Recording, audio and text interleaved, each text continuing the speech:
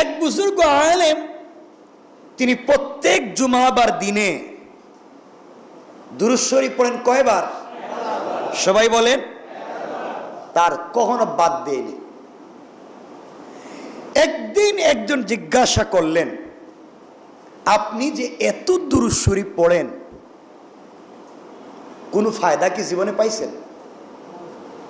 কোনো উপকার কি পাইছেন? আপনি প্রত্যেক জুমাবার 1000 বার দুরূদ শরীফ পড়েন, এত কষ্ট করে পড়েন, কি পাইছেন?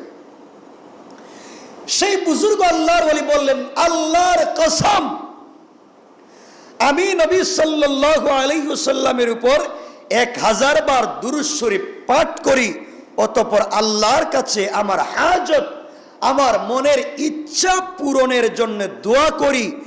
দিনের সূর্য অস্ত যাওয়ার আগে আগে আল্লাহর রহমতে আমার সব দোয়া কবুল হয়ে যায়।